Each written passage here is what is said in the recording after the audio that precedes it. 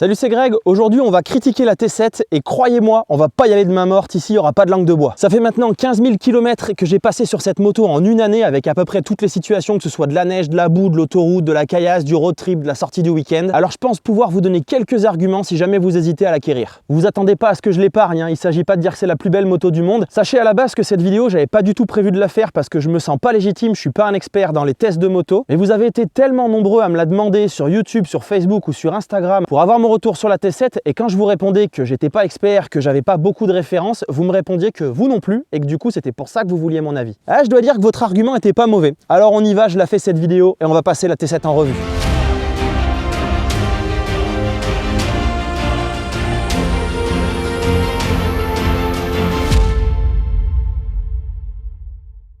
Hop, petit disclaimer juste avant ça. J'ai remarqué que les discussions sur la T7 menaient souvent à des débats parce que c'est normal, on n'a pas tous le même avis, pas tous le même ressenti. Donc ce que je vais faire ici, en plus de vous donner mon avis perso, je vais essayer de vous donner les avis divers et variés qu'on trouve pour que vous puissiez vous faire votre propre idée de la chose. Ah oui, cette moto quand elle est sortie à moins de 10 000 €. Et ça, il faudra bien le garder en tête pendant tout le long de cette vidéo parce que c'est un élément crucial pour pouvoir la juger correctement pour ce qu'elle est. Bon alors je vous le dis tout de suite, j'ai pas prévu de texte particulier parce que je voudrais que ça sorte comme ça vient, je voudrais que ce soit naturel.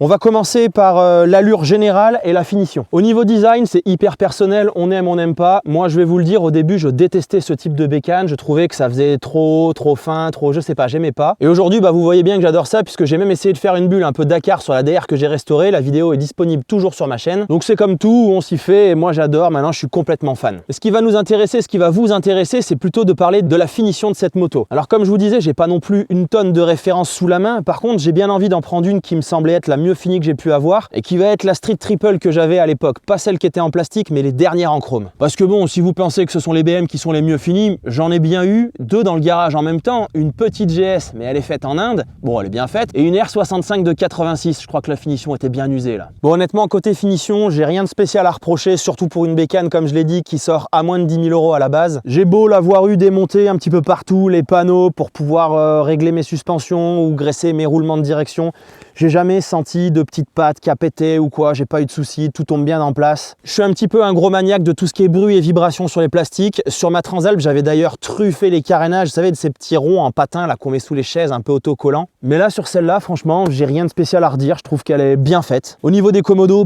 c'est des commodos, hein. Ils ont rien de particulier, les pauvres, ils ont pris la poussière à fond, je les ai nettoyés, regraissés, ils fonctionnent, ça va très bien. Bon, clairement, cette bécane, comme toutes mes bécanes, j'en prends vraiment soin. Donc après chaque sortie, elle est nettoyée, graissée, contrôlée. Et moi, aujourd'hui, j'ai pas l'impression qu'elle vieillit. Elle a un an, ça y est, pratiquement jour pour jour. Elle a fait 15 000 bornes. Des fois, elle en a pris plein la figure dans des pierriers en off-road où on se demande même des fois s'il n'y a pas un truc qui va péter. Et non, il n'y a rien qui bouge, il n'y a pas de jeu. Donc moi, je trouve qu'on est vraiment correct. Du coup, on va directement passer sur un point qui est vraiment presque le plus important, c'est le confort à bord. Bon, alors au niveau du confort, il y a une première chose évidemment qui est importante, c'est comment on se sent quand on est assis au poste de pilotage.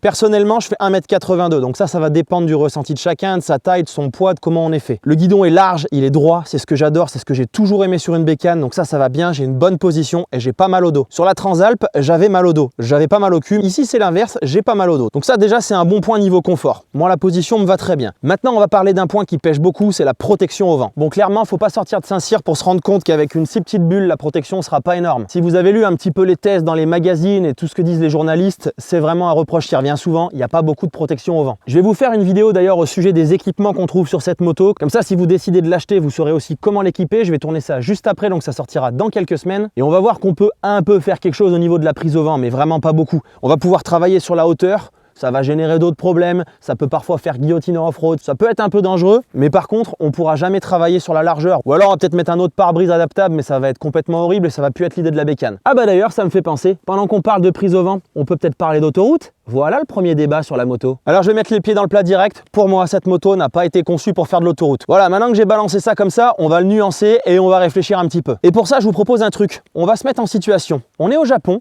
On est en train de prévoir un tout nouveau modèle chez Yamaha. On est en réunion, là, tu vois, il y a tous les grands pontes de chez Yam. Et on dit, les gars, on va ressortir la Ténéré. Il y en a un qui passe au tableau et on va voir ce qu'on met dessus ou pas. Ça pourrait peut-être donner un petit peu ça. Bon, les gars, qu'est-ce qu'on met sur cette T7 non, pas cet accent, sinon je vais avoir des problèmes. Les gars, sur la T7, on fait quoi? Autoroute, oui ou non? Qui veut mettre autoroute? Bah non, Gérard, on va pas mettre autoroute. Ténéré. Enfin, Ténéré quoi, tu vois, le Dakar à fond sur la roue arrière dans le sable à 150 à travers les dunes, enfin voilà, non, pas l'autoroute. Sans vouloir trop m'avancer, je pense que ça s'est un petit peu passé comme ça. Mais maintenant, c'est pas parce qu'elle n'a pas été conçue pour faire de l'autoroute qu'elle ne peut pas faire de l'autoroute. Qu'est-ce qu'empêche mon bon Robert, avec sa vieille moto bécane, d'aller prendre l'autoroute et de faire un Paris-Marseille? À part la loi, évidemment. Rien, ça roule. On peut prendre l'autoroute en skateboard si on veut. C'est clairement pas prévu pour, mais ça se fait très bien. Et vous voyez, c'est là où je veux en venir. Il faut nuancer un petit peu cette bécane. Elle sait tout faire, mais elle n'a pas forcément été pensée pour. Moi, quand je suis rentré d'Espagne, quand on est allé dans les Picos de Europa avec Tony, vous avez toute la série sur ma chaîne. Le dernier jour, on savait qu'il y avait de la flotte pendant une semaine qui nous attendait. On a dit OK, on trace direct. On a fait 800 bornes d'autoroute d'un coup.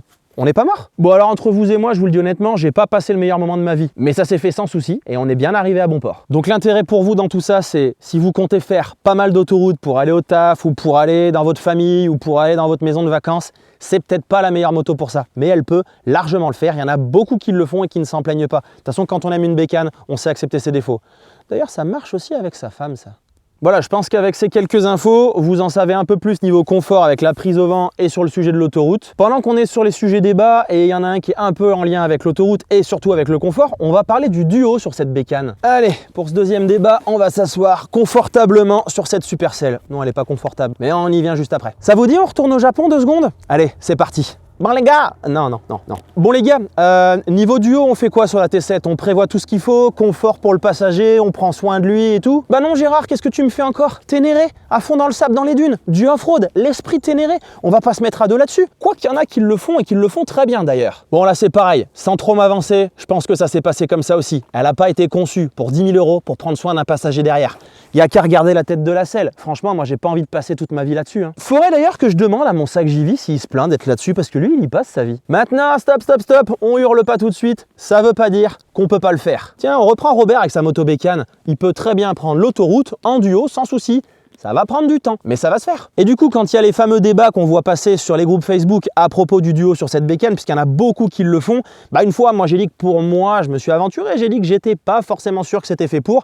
Et c'est là où Arthur m'a répondu, il m'a fait t'es sûr ? Effectivement, au Ténéré Spirit Camp, la vidéo est sur ma chaîne, on a roulé ensemble et dans les parties en off-road, il était en duo, assis, debout, couché et ça passait très très bien. Maintenant, je vais vous donner juste les arguments en fonction de l'utilisation que vous allez en avoir. Personnellement, si demain je voulais faire que du duo avec ma compagne et qu'elle est plus sur sa moto, je partirai pas avec la T7, je penserai à autre chose. Mais voilà, ce que je veux vous dire, c'est que sur cette bécane, il faut tout nuancer. Elle est capable de tout faire, mais il faut voir ce que vous allez pouvoir faire comme concession niveau confort. Ce que je veux pas, c'est juste vous dire, bien sûr, on peut faire du duo avec, que vous en achetiez une et que vous veniez me dire, bah non, en duo, madame, elle est pas bien derrière.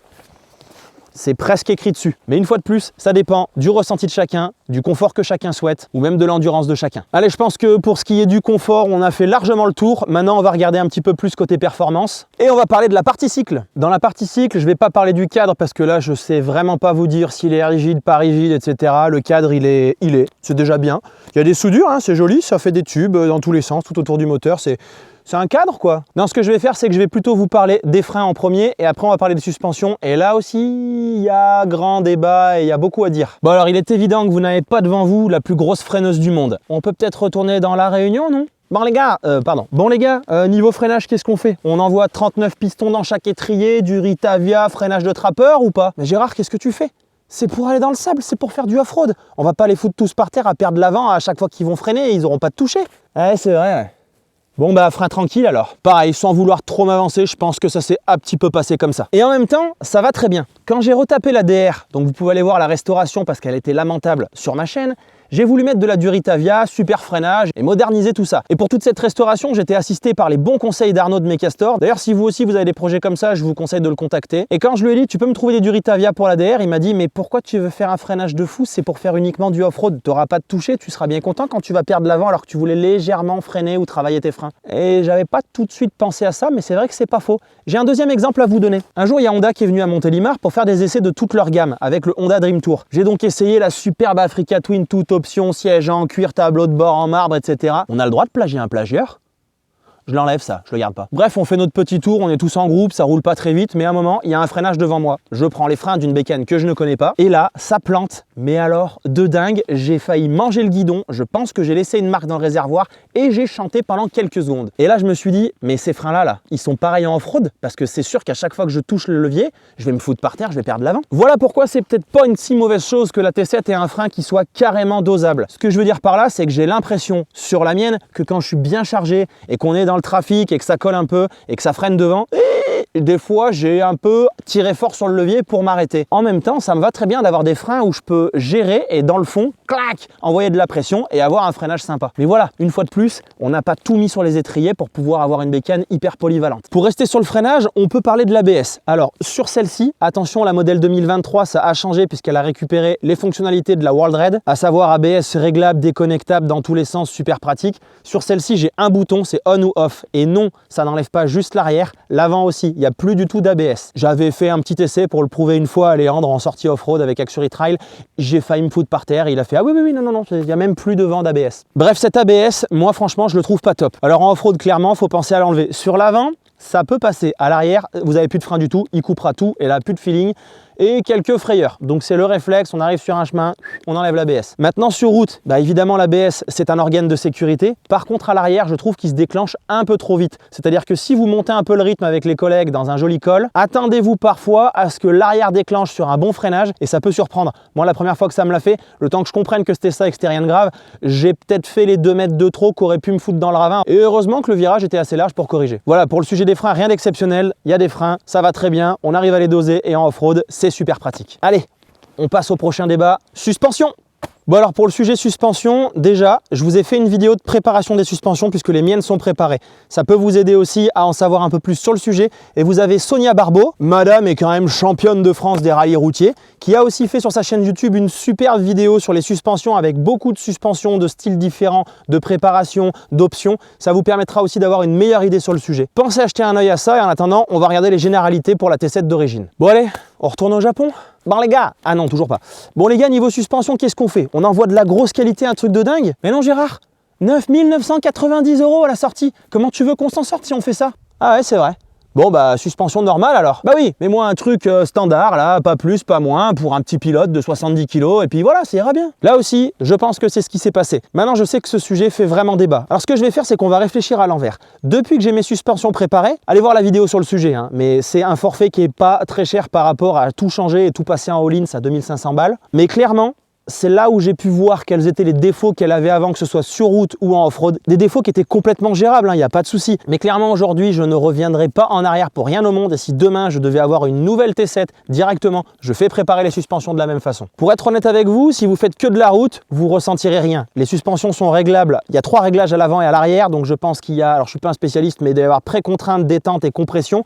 Bon, faut pas être mauvais déjà pour savoir régler ça, faut faire des petits réglages dans tous les sens, aller essayer, faut quand même un peu s'y connaître. Moi j'avais essayé au début, puis j'ai pas vu beaucoup de différence, donc j'ai laissé comme ça d'origine. Pour revenir à ce que je disais, sur la route, vous pourrez pas trop les critiquer. Je me rends compte avec les suspensions préparées aujourd'hui que ça corrige tout le flou qu'il pouvait y avoir, qu'on est directement dans l'efficacité, mais c'était pas vraiment gênant non plus. Et en off-road, il y a un truc que je me disais, c'est tous les gens qui critiquaient les suspensions, puisque c'est un sujet qui est connu, vous savez très bien que tous les journalistes disent, oui c'est moins bien que la Touareg, c'est moins bien que la Desertic, c'est moins bien, oui, forcément, je vous l'ai dit, elles sont basiques pour sortir à un prix de moins de 10 000 € à la base. Et en plus des journalistes, il y avait beaucoup de gens, des particuliers, qui disaient que c'était pas top, que c'était de la merde, qu'elles étaient floues, que ça allait pas, qu'il fallait absolument faire quelque chose. Moi, je me disais, mais dis donc, ils se prennent tous pour Paul Tarès ou quoi? Et en fait, c'est là où je me plantais. Clairement, vous mettez 2 débutants sur la même moto, mais une préparée et pas l'autre, il y en a un des deux qui débutera mieux que l'autre. Parce que la moto va mieux se comporter, il va moins se faire chahuter, ça va être plus facile sans qu'il s'en rende compte. Moi, clairement, je suis pas un expert en off-road, vous le voyez dans mes vidéos. Mais je me suis rendu compte parfois, et notamment dans la vidéo où on va au lac des Sagnes, quand on traverse les Alpes avec Axury Trail, vous allez le voir, je m'énerve un petit peu parce qu'avec du poids chargé, et j'ai pas de passagers, et je suis pas chargé comme un âne non plus, on faisait pas de camping, c'était que de l'hôtel, donc j'avais beaucoup moins de bagages que d'habitude, mais sur chaque compression, blam, ça talonnait et ça claquait. Au bout d'un moment, je me dis, je vais faire quoi? Je vais fissurer le cadre, je vais péter l'amortisseur, je vais me retrouver en galère, imagine que je suis en Turquie, je fais comment? Après, je pouvais rouler beaucoup plus doucement aussi, mais c'est là où j'ai ressenti le besoin de faire préparer mes suspensions, et maintenant que c'est fait, c'est beaucoup mieux. Ce que je veux vous dire dans tout ça, c'est que les suspensions font le job, il n'y a pas de souci, j'aurais pu continuer comme ça pendant des années, seulement j'aurais peut-être un peu râlé ou j'aurais dû baisser le rythme des fois. Regardez, vous prenez Paul Tarès, il a une T7, Les suspensions, il n'y a rien d'origine. Le moteur c'est le même, le cadre c'est le même. Au niveau des suspensions, du freinage et d'autres petits trucs de la partie cycle, les jantes et tout ça, bah forcément, il n'y a rien qui est d'origine. Si demain il reprend une T7 d'origine, comme il a déjà fait, et qu'il doit faire les mêmes sauts qu'il fait, on va entendre de loin claquer les suspensions. Et c'est normal. Si on voulait des suspensions de fou, eh ben, il fallait augmenter le budget et on n'était pas dans ce qui était prévu sur une T7 à moins de 10 000 €. Bon voilà, ça fait beaucoup de blabla. J'espère que ça va vous permettre de cerner un petit peu le sujet des suspensions. Une fois de plus, elles vont très bien d'origine, elles font le job. Mais quand on veut chercher un peu plus loin, si on veut un peu plus de confort, on peut facilement les préparer et là, ça va être juste du bonheur. Dites-moi, on serait pas en train d'oublier un sujet important dans l'histoire là, le moteur? Et pour parler du moteur, comme pour le reste, on va le juger pour ce qu'il est. Le CP2, c'est ce qui est écrit dessus. C'est un moteur qui est utilisé chez Yamaha sur beaucoup d'autres motos de la gamme. Il est hyper connu, il a été éprouvé dans tous les sens, il a prouvé sa fiabilité. Et il y a un truc que vous devez avoir en tête, c'est marqué sur le papier, il fait 72 chevaux. Alors oui, c'est pas une bête, mais en même temps, ça permet de réduire les coûts et de sortir une bécane à moins de 10 000 € comme on en parle depuis le début de cette vidéo. Et forcément, toutes les concurrentes qui sont arrivées derrière, puisque pour moi, c'est quand même elle qui a ouvert cette voie du marché en premier, que ce soit la Touareg, que ce soit la Desert X, j'en oublie plein au passage. À chaque fois, ils ont mis plus de chevaux. La Desert X, elle fait quasiment le double. Pas tant, mais pas loin. Alors oui, on peut avoir envie de dire qu'il en manque. Mais je rappelle, 9 990 € à la sortie, 72 chevaux, c'est écrit sur le papier. Bon maintenant, une fois que j'ai dit ça, ça veut dire quoi? Il est pourri ce moteur ou pas? Non, clairement pas. Le moteur, il est super fun. Sur route, quand on va commencer à taper dedans, il est joueur, il est rageur. Certes, on aimerait qu'il y en ait un peu plus, mais on a largement de quoi s'amuser. Par contre, quand on commence à parler d'utiliser ce moteur en tout terrain, alors là, c'est un pur régal. Une fois de plus, je vous l'ai dit, je suis pas un grand spécialiste, donc je vais vous parler avec mes mots faciles, mais je trouve qu'il permet de se sortir de situations facilement. Il arrive à reprendre à bas régime, il nous pardonne si on a oublié de tomber une vitesse parce qu'on est dans un pierrier, on gère plutôt l'équilibre et ce qu'il y a devant nous plutôt que de changer les rapports. Il permet aussi quand on veut sortir à l'arrêt, que ce soit de la neige comme ça m'est arrivé récemment ou que ce soit de cailloux, de pas tout de suite s'enfoncer et burner, on arrive en étant presque sur le point de calage à s'en sortir. Il n'a pas forcément beaucoup de couple, il n'y a qu'à regarder sur la feuille, il n'y a pas des newtons à plus savoir qu'en faire, mais ça suffit, on arrive à le gérer et moi j'adore ça parce que j'arrive à repartir des fois en m'étant arrêté en pleine montée de cailloux et même avec un pneu arrière qui est pas en super bon état. Après quand il s'agit d'essayer de faire le con en off-road, et bah là aussi c'est du bonheur, il y en a partout comme il faut, que ce soit en bas ou en haut, on peut y aller un peu rageur, ceux qui savent faire ils vont pouvoir partir à faire des glissades, moi clairement je sais pas faire, j'aimerais bien hein, mais je sais pas faire, je crois qu'il va falloir que je fasse des stages. Et voilà, on revient toujours à la même conclusion, ce moteur il est sympa, il est pas parfait et je crois que c'est un petit peu le résumé de cette moto, elle sait tout faire, elle excelle pas forcément absolument de partout, mais par contre c'est un véritable couteau suisse et elle passe partout. Mais ça on verra pour le bilan, je vous ai déjà trop spoilé là. Je crois qu'il reste un dernier sujet sur lequel on pourrait discuter, c'est quel modèle vous allez choisir, parce que vous savez que maintenant il existe 3 modèles, vous avez la normale que j'ai prise, vous avez la version rallye et vous avez la World Red. Alors on va prendre 2 secondes pour en discuter, peut-être que ça vous permettra de savoir quel choix vous allez faire. Il y en a une sur laquelle je vais pas pouvoir trop vous donner d'infos, c'est la World Red puisque je l'ai toujours pas essayé. Par contre entre la rallye et la normale, ça je sais faire. Alors si vous avez l'œil, bah, vous savez que celle-là c'était une version normale, c'était pas la version rallye. Personnellement je suis pas pour la version rallye, c'est un avis hyper personnel, mais je vais vous expliquer pourquoi. Quand on achète une version rallye, on paye donc plus cher et on a le droit à quoi en échange? On a le droit à un sabot alu, parce que clairement le sabot qu'il y avait sur celle-là d'origine, il sert à rien à part à faire joli. Et encore, il est même pas beau. Mais moi ce sabot de la version rallye, c'est un sabot en alu et il m'intéresse pas du tout. Depuis que j'ai ça là, du sabot AXP, je vous en ai parlé déjà plusieurs fois, mais on en reparlera dans la vidéo matos que je vais faire après. Je ne veux plus jamais entendre parler de sabot alu autant que possible. Je viens de dire jamais autant que possible. C'est pourri comme truc. Le mec est pas du tout sûr de lui. Pourquoi j'en veux pas? Tout simplement parce que c'est lourd, ça fait un bruit pas possible, je ne supporte plus ces cailloux qui vont taper partout. Même quand c'est la moto d'à côté qui l'a, tu te demandes si c'est pas la tienne que tu es en train de péter et que tu as un carter qui a déjà fendu. Et en plus ça peut péter et en tout cas se déformer. Sur le sabot AXP là, qui est en plastique, comme on retrouve dans toutes les compétitions de cross ou d'enduro, on est plus léger, on fait absolument pas de bruit. On peut travailler, déformer, bouger. Ça fait presque 1 an qu'il est sur la moto avec beaucoup de off-road. Dans la vidéo où je prépare les suspensions, je le démonte, je le retourne, je vous le montre, il a quasiment rien. Donc clairement cette option là, pour plus d'argent, m'intéressait pas. Qu'est-ce qu'il y a d'autre du coup? Les clignots. Ah oui, alors les clignots, on a des clignots LED, mais c'est génial ça. On se met un peu en situation de seconde. Il y en a déjà un qui a conduit comme ça, quand il met ses clignots, a fait « Oh purée, mais ils sont trop beaux mes clignots, c'est un truc de dingue !» Non, je pense pas. Personnellement, quand je mets mes clignotants, je regarde devant moi et je vois pas s'ils sont jolis ou pas, qu'ils soient LED ou qu'ils soient gros et moches comme les miens. Franchement, j'ai pas trop envie de rajouter un billet pour ça. Mais une fois de plus, c'est mon avis perso. On a encore un truc qui change avec la version rallye et la normale, c'est la selle. Là, je pourrais pas vous en dire plus parce que je l'ai pas essayé, je sais qu'elle est un peu plus haute. Donc avant de dire une grosse bêtise, je vais laisser ceux qui savent en parler dans les commentaires si ça vous intéresse, si vous avez des questions, on pourra en reparler plus tard. Mais par contre, on va parler de la dernière option qu'il y a en plus, c'est celle-là, elle est litigieuse aussi. Il s'agit ni plus ni moins du pot d'échappement. Et il fait fait un drôle de bruit quand même. Ici, c'est évidemment la version d'origine. Quand vous prenez une rallye, vous avez un Accra. Alors, il est magnifique, il n'y a pas de problème. Et ça fait un bruit de dingue, ouais, déchicané, full barouf, tout ça, c'est génial, c'est magnifique. Sauf que, aujourd'hui, moi, je suis plus pour le pour vivre heureux, vivons cachés. On est très mal vu et c'est de pire en pire avec toutes les associations contre les motos qui fleurissent. Dans les chemins, j'en parle même pas. Du coup, moi, j'essaye de me faire un peu discret. Donc, un origine, ça me va très bien. Et si vous avez l'œil, vous voyez que l'origine, il a déjà bien morflé. Il est évidemment super exposé sur la T7 comme sur beaucoup d'autres motos. Et moi, une si belle pièce que j'ai payée bien cher, la rayer tout de suite pour en plus me prendre un coup de douce dans un village parce que je fais un peu trop de bruit en passant, j'ai choisi de ne pas partir sur ça. Maintenant, on est d'accord, le sujet, il est super litigieux, c'est mon avis hyper personnel. Une moto, il y en a qui disent il faut que ça fasse du bruit, je suis d'accord, mais aujourd'hui, j'ai un peu du mal à pencher pour ça. Donc celui-là, il fait quand même un bruit qui est pas dégueu, il me va très bien. Il est pas gros, il est fin, ça fait pas un truc énorme. Et du coup, ça a été le dernier argument pour ne pas prendre la rallye, garder mon argent et prendre la version normale. Alors si vous hésitiez avec la World Red, je suis pas expert, je la connais pas, je l'ai pas essayé, mais j'en ai beaucoup entendu parler et par des professionnels. On peut peut-être en parler 2 secondes. Alors la World Red, quand on la voit la première fois, on se dit tout de suite, mais qu'est-ce que c'est que cette bécane? Elle est énorme. Elle va être inconduisible, elle va être trop lourde. Je crois d'ailleurs qu'elle fait 16 kg de plus. Mais si vous prenez les retours de tout le monde, et quand j'étais au Ténéré Spirit Camp, elle allait juste sortir, quelqu'un est venu, il venait d'une concession, il est venu avec, et elle allait être à laisser dès le lundi. Elle a tourné dans les mains de tous les professionnels, de tous les formateurs qu'il y avait, et ils ont été tous unanimes, ils la trouvaient beaucoup plus agile et beaucoup plus joueuse que la normale. Comment c'est possible? Elle est plus lourde. Tout simplement parce qu'il y a un gros travail qui a été fait sur la répartition des masses. Tout ce qui est réservoir et masse qui se déplace, le carburant, a été travaillé d'une manière différente qui fait que les masses sont plus basses, puisque sur une T7, on sait qu'elles sont déjà bien hautes, ce qui fait qu'elle a vite tendance à vouloir tomber par terre et qu'elle demande un petit peu de sport pour la redresser. Bref, c'est pas le sujet. Du coup, la World Red a l'air plus lourde, elle est plus lourde, mais pour autant, apparemment, elle est plus agile. Franchement, allez l'essayer, allez essayer les deux. C'est le seul moyen de pouvoir la comparer et de vous faire votre avis. En plus, elle a donc la gestion de l'ABS, elle a effectivement les clignotants LED, elle a un écran TFT. Moi, ça ne m'intéressait pas de rajouter un billet pour avoir ça. Sur la 2023, par exemple, elle a augmenté.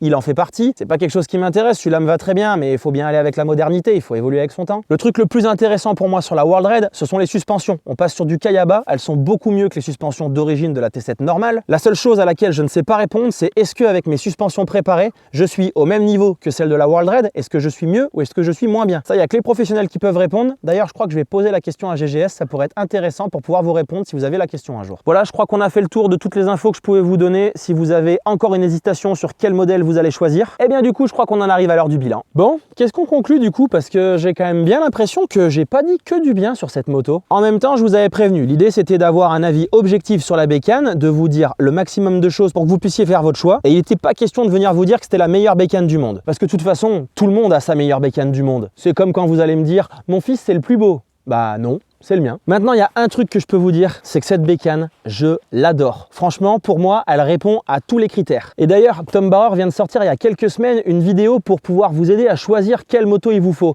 Et dedans, il vous donne pas la moto. Il vous demande de vous poser des questions pour savoir ce que vous allez vouloir et pas vouloir afin d'arriver sur un choix. Et honnêtement, moi, après 1 an, je me suis posé la question aussi en regardant la vidéo et je me suis dit, ouais, le choix, il est bon. C'est bien celle-là qu'il me faut. J'ai vraiment besoin, quand j'achète quelque chose, d'en avoir pour mon argent. Ici, j'en ai pour mon argent. J'aime pas payer pour quelque chose de trop cher. Si je paye pour quelque chose qui est cher, j'ai besoin que ce soit le top du top du top. Et puis, de toute façon, j'avais pas le budget pour acheter une moto hors de prix. Et dedans, il y avait plein de choses qui allaient pas m'intéresser, comme toute l'assistance électronique. Moi, j'ai pas envie d'avoir un traction control. J'ai pas envie d'avoir un écran grand comme ça, TFT. J'ai pas envie d'avoir des options de malade. C'est bien, c'est super d'avoir une selle chauffante, mais c'est bon, je peux faire sans et j'ai pas envie de mettre ce budget. Je veux une moto simple, efficace, un couteau suisse. Et pour moi, la T7, c'est vraiment ce que c'est. Il y a un truc qui pourrait vraiment la résumer. Il y a une partie qui est pas très gentille quand on dit ça, mais franchement, je trouve que ça lui colle bien.